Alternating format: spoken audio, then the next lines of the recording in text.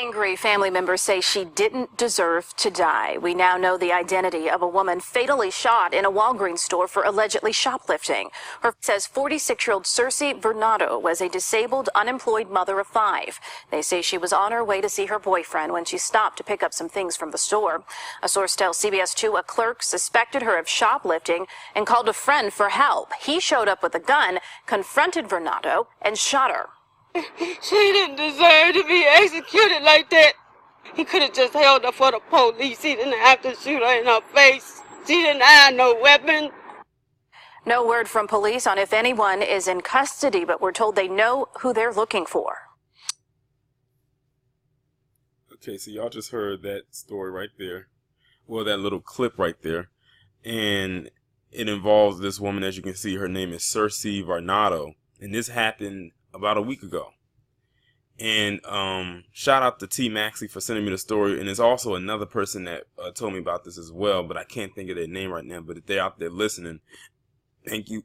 Excuse me. Thank you as well for sending me the story or informing me about this as well.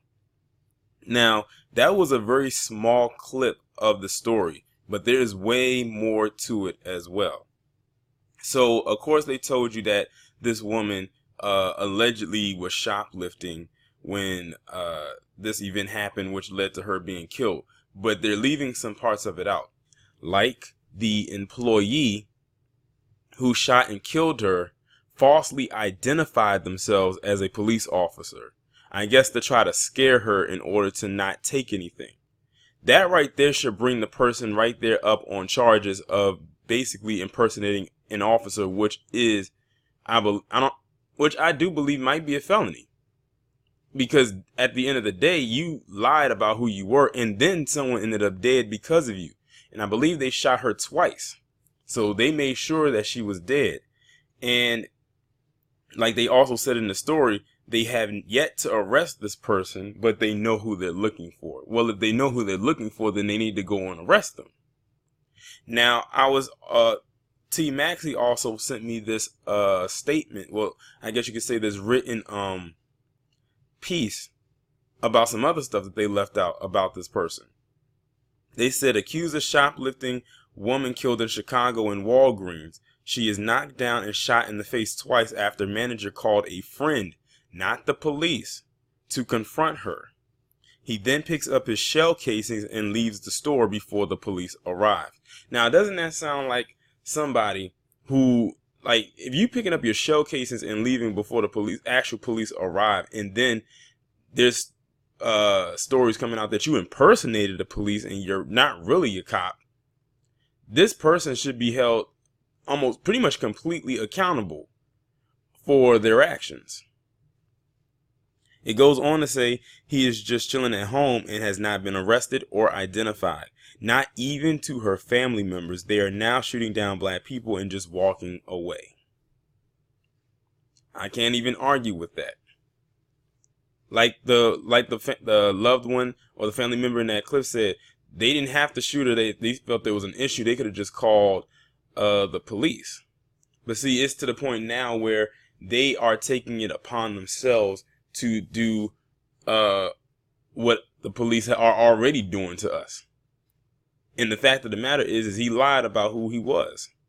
He was nothing more than an employee, but chose to self-identify as a cop for whatever reason.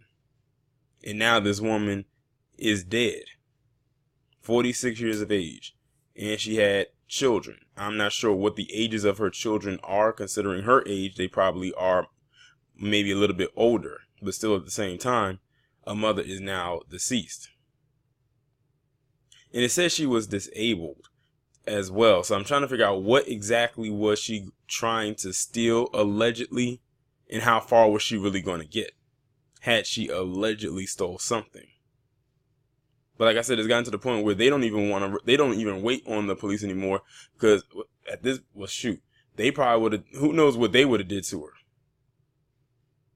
But I do find it very odd and strange that this person shot and killed her and then took the shell case. And even though I think I know why they did it, and I do believe the reason they did it is because of course, they didn't want to leave around any evidence when the police eventually came, because then it would have looked like, okay, this isn't shell casings from our gun, so whose does it belong to?